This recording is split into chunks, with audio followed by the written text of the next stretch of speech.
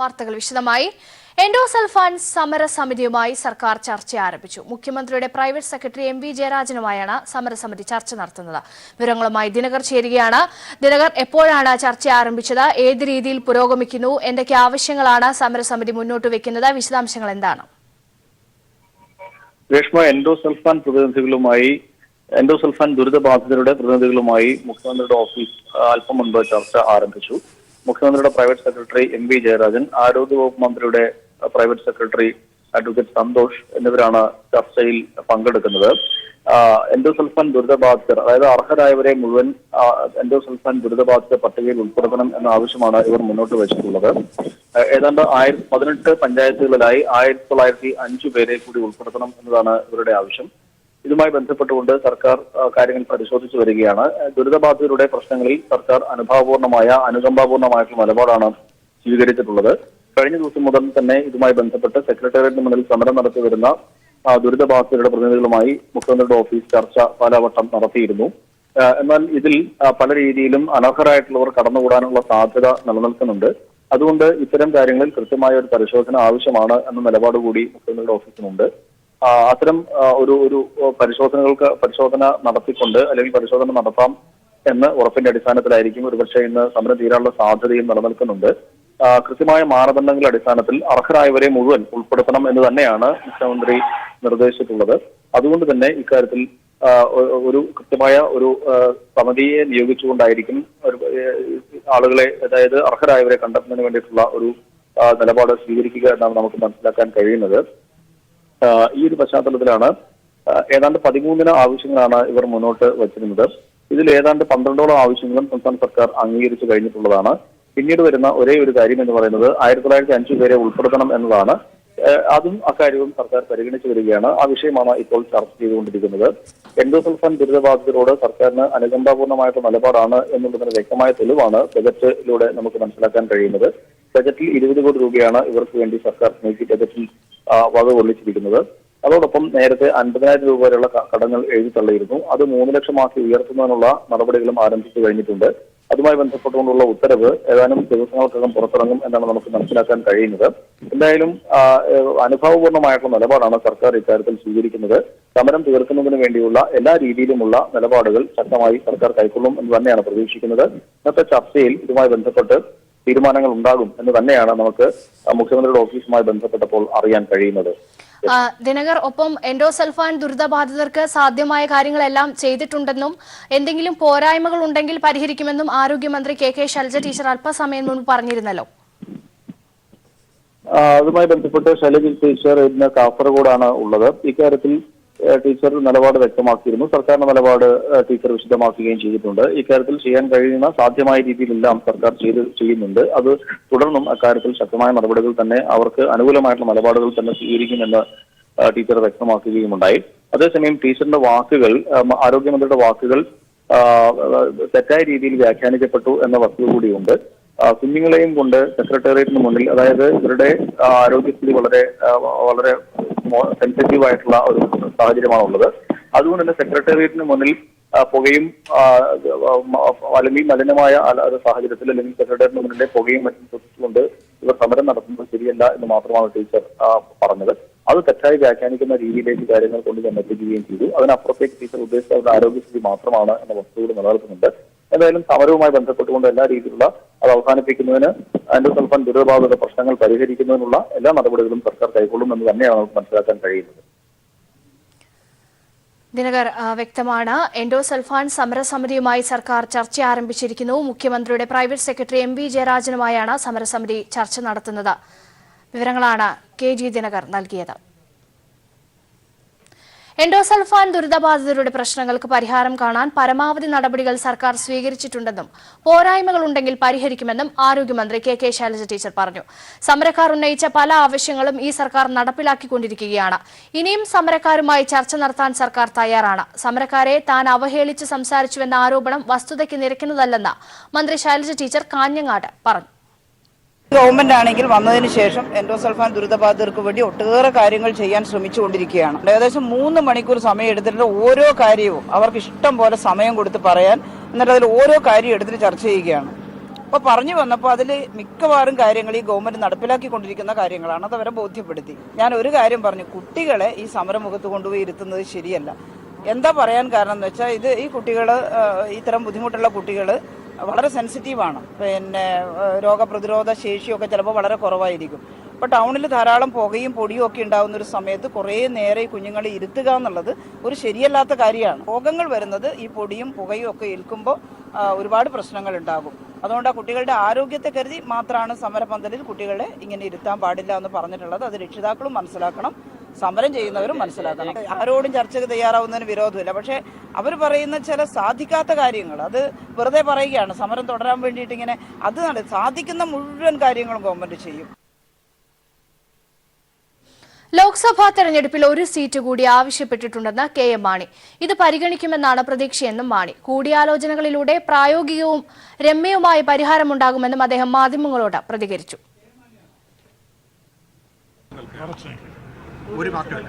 അങ്ങനെയൊക്കെ പറഞ്ഞാൽ എങ്ങനെ 2 സീറ്റ് വേണം ഞങ്ങൾ ആവശ്യപ്പെട്ടിട്ടുണ്ട്. കൂടിയാലോചനകളിൽ കൂടി രമ്യമായ പരിഹാരം ഉണ്ടാവും.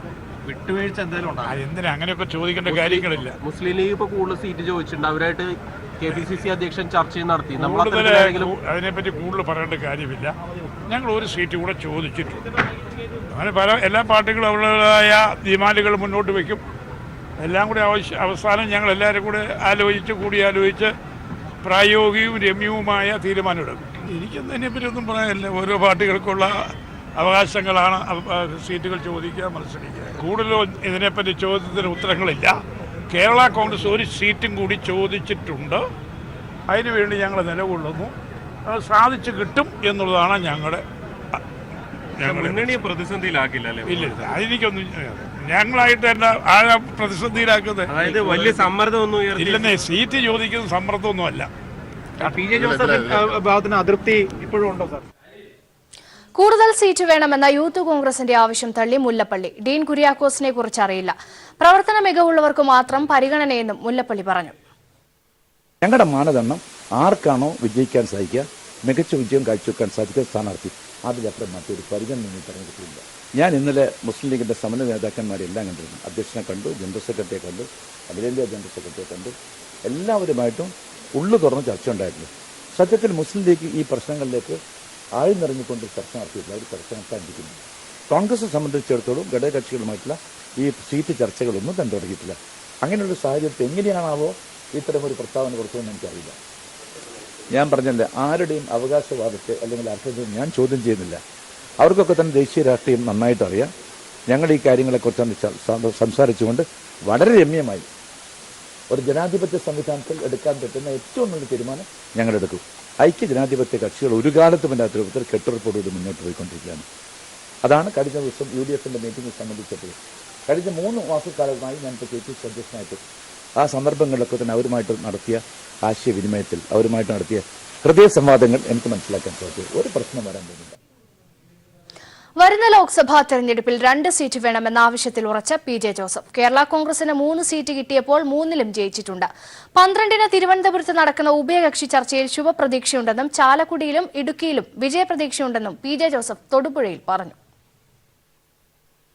UDF യോഗത്തിലും ഉഭയകക്ഷി ചർച്ചകളിലും മുസ്ലിം ലീഗ് സ്വീകരിക്കേണ്ട നിലപാട് ചർച്ച ചെയ്യാനാണ് കഴിഞ്ഞ ദിവസം ലീഗ് ഉന്നതാധികാര സമിതി ചേർന്നത്. ഈ നിർണായക യോഗത്തിന് തൊട്ടുമുമ്പ് KPCC അധ്യക്ഷൻ പാണക്കാട്ടെത്തിയത് കൌതുകത്തോടെയാണ് ലീഗ് നേതാക്കൾ കണ്ടത്. മുന്നണിയുടെ കെട്ടുറപ്പിനെ ബാധിക്കുന്ന പ്രസ്താവനകളോ പ്രവൃത്തികളോ വേണ്ടെന്ന് പാണക്കാട് ഹൈദരലി തങ്ങളുടെ അഭ്യർത്ഥനയെ PK കുഞ്ഞാലിക്കുട്ടിയും പിന്തുണച്ചിരുന്നു.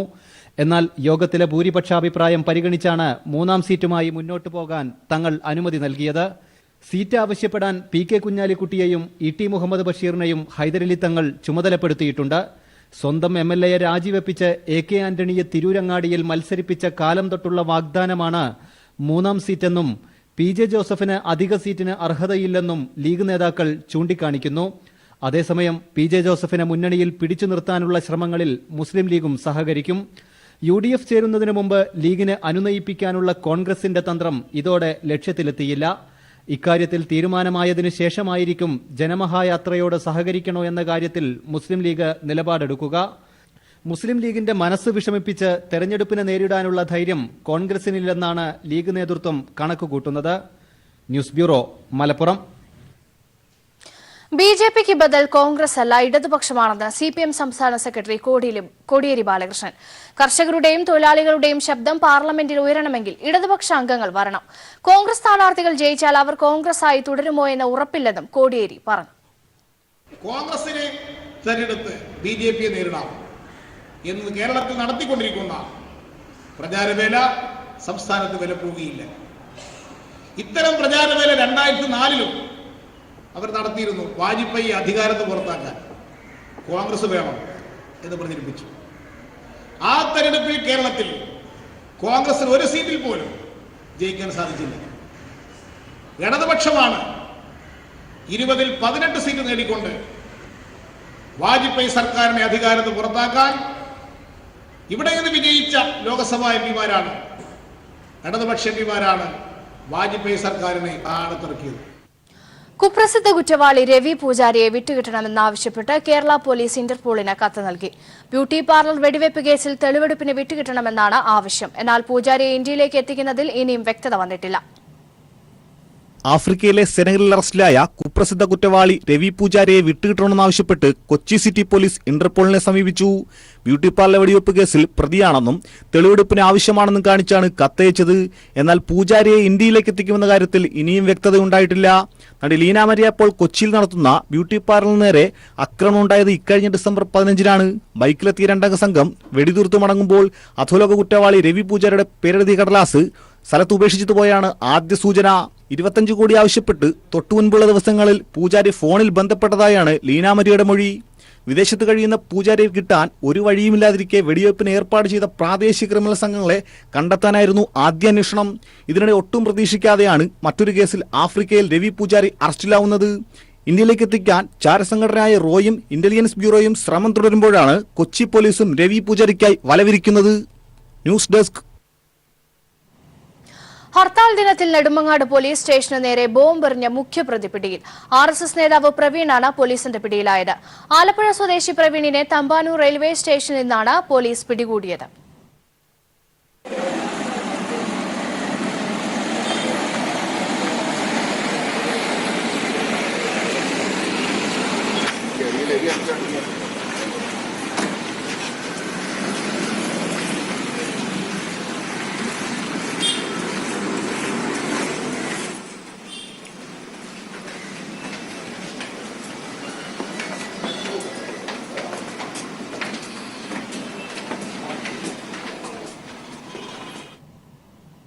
ബജറ്റ് പ്രഖ്യാപനത്തിന് പിന്നാലെ കർഷകർക്ക് 6000 രൂപ സാമ്പത്തിക സഹായം നൽകുന്ന പദ്ധതിയുടെ ഗുണഭോക്താക്കളെ കണ്ടെത്താൻ സംസ്ഥാനങ്ങൾക്ക് കേന്ദ്ര സർക്കാരിന്റെ നിർദ്ദേശം.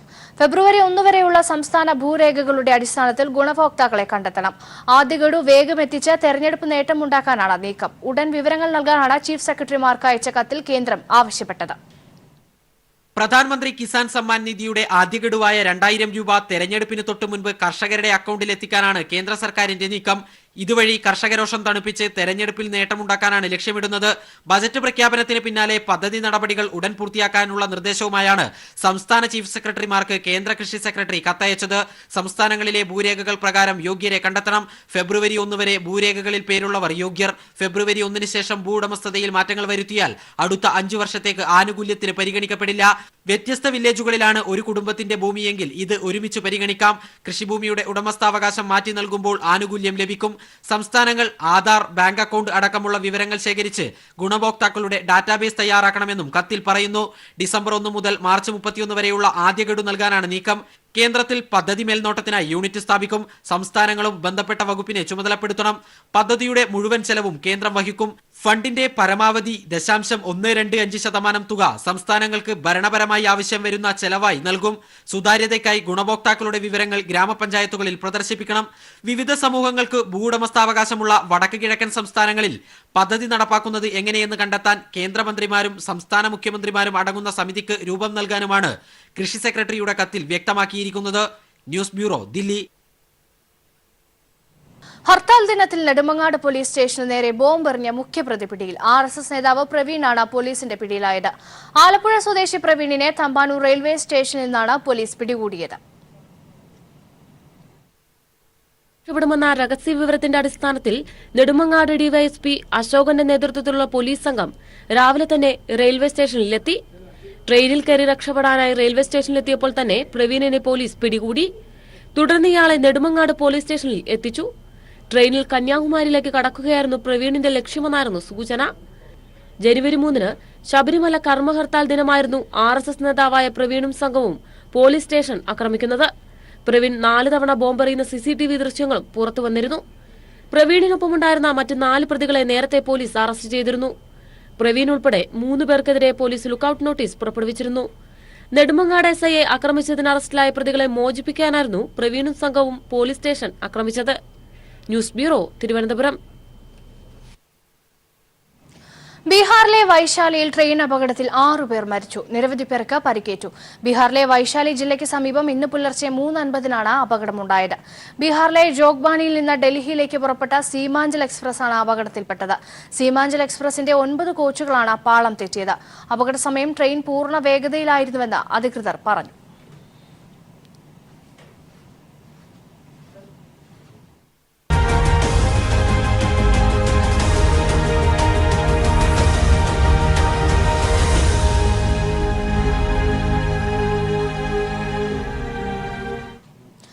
കേന്ദ്ര ബജറ്റിലൂടെ BJPയും രാഷ്ട്രീയ നയം പ്രഖ്യാപിച്ചതോടെ ലോക്സഭാ തെരഞ്ഞെടുപ്പ് പ്രചരണത്തിന് കളമൊരുങ്ങി.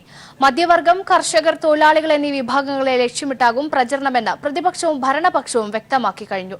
ബജറ്റ് സമ്മേളനം സമാപിക്കുന്നതോടെ തെരഞ്ഞെടുപ്പ് ഗോദയിലേക്ക് രാഷ്ട്രീയ പോരാട്ടം നീങ്ങുന്ന നാളുകളാണ് ഇനി വരാൻ പോകുന്നത്. കർഷകർക്ക് പ്രതിമാസം 500 രൂപ അക്കൗണ്ടിൽ, അസംഘടിത മേഖലയ്ക്ക് പെൻഷൻ, 3 കോടി ഇടത്തരക്കാർക്ക് ആദായ നികുതി ഇളവ്, 10% സാമ്പത്തിക സംവരണം, വർഗീയത കത്തിക്കാൻ രാമക്ഷേത്ര നിർമ്മാണവും മറ്റ് പ്രഖ്യാപിത അജണ്ടകളും. BJP തെരഞ്ഞെടുപ്പ് മാനിഫെസ്റ്റോ ഏറെക്കുറെ ഇക്കാര്യങ്ങളെ ചുറ്റിപ്പറ്റിയാകുമെന്ന് വ്യക്തമായിരിക്കുന്നു. മറുവശത്ത് പാവപ്പെട്ടവർക്ക് അടിസ്ഥാന വരുമാനം ഉറപ്പാക്കുമെന്ന പ്രഖ്യാപനവും റഫാൽ അഴിമതി ആരോപണവുമായി കോൺഗ്രസ്. ഇടക്കാല ബജറ്റിൽ മോദി സർക്കാർ നടത്തിയ പ്രഖ്യാപനങ്ങൾ കണ്ണിൽ പൊടിയിടലെന്ന് ഒരേ സ്വരത്തിൽ നിലപാടുമായി മറ്റു പ്രതിപക്ഷ പാർട്ടികളും പ്രചരണത്തിന് തയ്യാർ. മോദി സർക്കാരിന്റെ ഇടക്കാല ബജറ്റ് അവതരണം പൂർത്തിയായതോടെ പാർട്ടികൾ ഉയർത്തുന്ന തെരഞ്ഞെടുപ്പ് വിഷയങ്ങൾ ഏറെക്കുറെ വ്യക്തമായി. രാജ്യത്തെ തൊഴിലില്ലായ്മ നിരക്ക് 45 വർഷത്തെ ഉയർന്ന തോതിലാണെന്ന പൂഴ്ത്തിവെച്ച കണക്കുകൾ യുവാക്കളെയും ഇടത്തരക്കാരെയും സർക്കാരിനെതിരെ തിരിക്കാൻ പ്രതിപക്ഷ പാർട്ടികൾ ആയുധമാക്കും. എന്നാൽ പാർലമെന്റിലെ പ്രഖ്യാപനങ്ങൾ മേൽക്കൈ നേടാൻ സഹായിക്കുമെന്നാണ് BJPയുടെ പ്രതീക്ഷ. ഈ വിഷയങ്ങളിലെ രാഷ്ട്രീയ ഏറ്റുമുട്ടൽ നാളെ തുടങ്ങുന്ന ബജറ്റ് ചർച്ചയോടെ കനക്കും. പാർലമെന്റ് സമ്മേളനം കഴിഞ്ഞാൽ ഉടൻ പൊതുജനമധ്യത്തിലേക്ക്.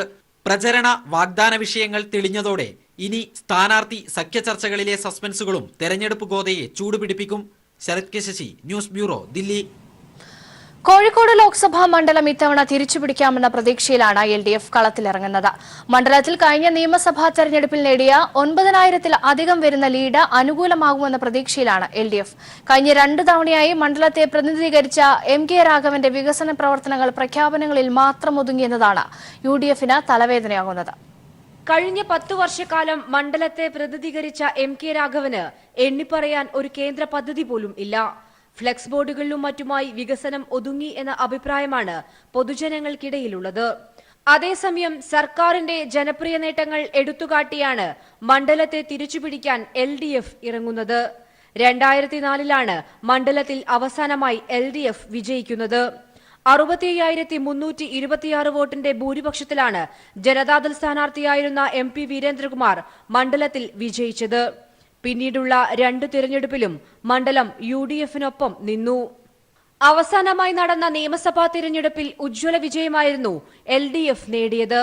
മണ്ഡലത്തിലെ 7 നിയമസഭാ മണ്ഡലങ്ങളിൽ 6ഉം ഇടതുപക്ഷ ജനാധിപത്യ മുന്നണി സ്ഥാനാർത്ഥികൾ വൻ വിജയം നേടി. കോഴിക്കോട് സൗത്ത് മാത്രമാണ് UDF-ന് സ്വന്തമാക്കാൻ കഴിഞ്ഞത്.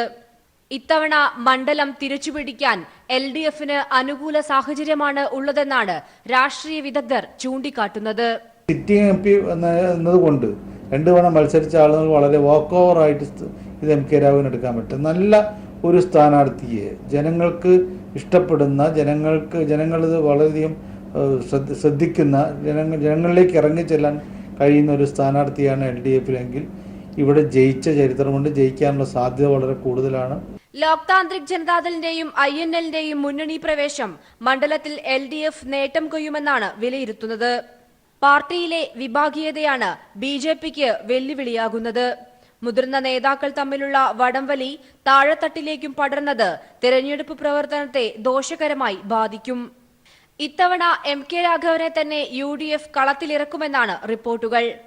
മണ്ഡലത്തിൽ ഹാട്രിക് വിജയം ലക്ഷ്യമിട്ട് UDF ഇറങ്ങുമ്പോൾ വികസന മുരടിപ്പും LDF സർക്കാരിന്റെ ഭരണനേട്ടവും എടുത്തുകാട്ടിയാണ് ഇടതുപക്ഷ ജനാധിപത്യ മുന്നണി തെരഞ്ഞെടുപ്പിനെ നേരിടാൻ ഒരുങ്ങുന്നത്.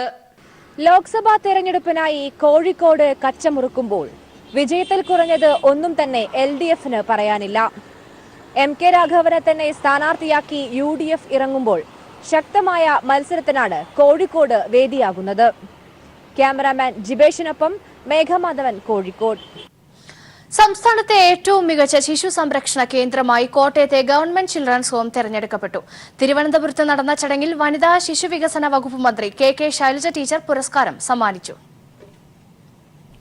സംസ്ഥാന ശിശുവികസന വകുപ്പിന്റെ കീഴിൽ പ്രവർത്തിക്കുന്ന ശിശു സംരക്ഷണ കേന്ദ്രങ്ങളുടെ പ്രവർത്തനങ്ങൾ വിലയിരുത്തിയാണ് കോട്ടയം ഗവൺമെന്റ് ചിൽഡ്രൻസ് ഹോം മികച്ച ഹോമായി തിരഞ്ഞെടുക്കപ്പെട്ടത്. ഇത് രണ്ടാം തവണയാണ് കോട്ടയം ഗവൺമെന്റ് ചിൽഡ്രൻസ് ഹോം ഈ നേട്ടം കൈവരിക്കുന്നത്.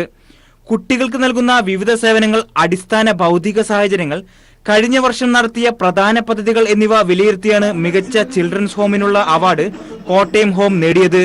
വർണ്ണച്ചിറകുകൾ 2019 ചിൽഡ്രൻ ഫെസ്റ്റിന്റെ ഉദ്ഘാടന സമ്മേളനത്തിൽ വെച്ച് മന്ത്രി KK ശൈലജ ടീച്ചർ അവാർഡ് വിതരണം ചെയ്തു. സ്ഥാപന സൂപ്രണ്ട് മോഹനനും കുട്ടികളും മറ്റും ചേർന്ന് പുരസ്കാരം ഏറ്റുവാങ്ങി. വനിതാ ശിശുവികസന വകുപ്പ് സ്പെഷ്യൽ സെക്രട്ടറി ബിജു പ്രഭാകർ, ബാലാവകാശ commission chairman advocate P Suresh, director Sheeba George തുടങ്ങിയവർ പങ്കെടുത്തു. News desk. NGO യൂണിയൻ സംഘടിപ്പിക്കുന്ന സംസ്ഥാന കലാജാഥ ഉത്തിഷ്ഠത ജാഗ്രതയുടെ സംസ്ഥാന പരിശീലന ക്യാമ്പ് സമാപിച്ചു. അധ്വാന ശേഷി കൊണ്ട് ഉപജീവനം നടത്തുന്നവരുടെ ജീവിക്കാനുള്ള അവകാശങ്ങൾ, നാടിന്റെ സമ്പത്തും പരമാധികാരവും സംരക്ഷിക്കാനുള്ള പോരാട്ടങ്ങളിൽ അണിചേരാൻ ആഹ്വാനം ചെയ്തുകൊണ്ട് ക്ഷണിക്കപ്പെട്ട സദസ്സിന് മുന്നിൽ കലാജാഥയിലെ അംഗങ്ങൾ നടത്തിയ അവതരണങ്ങളുടെ ഉദ്ഘാടനം KP രാമനുണ്ണി നിർവഹിച്ചു. കോഴിക്കോട് NGO യൂണിയൻ ഹാളിൽ നടന്ന പരിപാടിയിൽ ജില്ലാ panchayat president Babu Parassery, NGO union സംസ്ഥാന പ്രസിഡന്റ് E പ്രേംകുമാർ തുടങ്ങിയവർ സംസാരിച്ചു. കലാജാഥ മാർച്ച് ആദ്യവാരം ജില്ലയിൽ പരിപാടികൾ അവതരിപ്പിക്കും.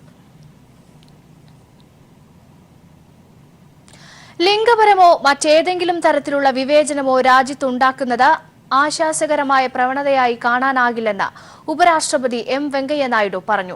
കൊല്ലം പ്രസ് ക്ലബിന്റെ 50-ആണ്ട് ജൂബിലി ഉദ്ഘാടനം ചെയ്യുകയായിരുന്നു അദ്ദേഹം. ദേശീയത എന്നത് ചിഹ്നങ്ങളോ ഗീതികളോ മാത്രമല്ല, അഭിപ്രായ സ്വാതന്ത്ര്യം, ഭരണഘടനാ ബാധ്യത എന്ന പോലെ ജനാധിപത്യ സംരക്ഷണത്തിനുള്ള അനിവാര്യത കൂടിയാണ്. സത്യസന്ധവും വസ്തുതാപരവും പക്ഷം ചേരാത്തതുമായ പ്രവർത്തനത്തിലൂടെ ജനാധിപത്യത്തിന്റെ 4ാം തൂണായി പ്രവർത്തിക്കാൻ മാധ്യമങ്ങൾക്കാകുമെന്നും അദ്ദേഹം പറഞ്ഞു. ഗവർണർ ജസ്റ്റിസ് P സദാശിവം അധ്യക്ഷനായി. ഫിഷറീസ് മന്ത്രി J Mercykuttyamma, mayor advocate V Rajendra Babu, NK Premachandran MP, MLA മാരായ Mukesh, M Noushad, N Vijayanpillai, press club president Jayachandran Ilankath, secretary G Biju തുടങ്ങിയവർ പങ്കെടുത്തു.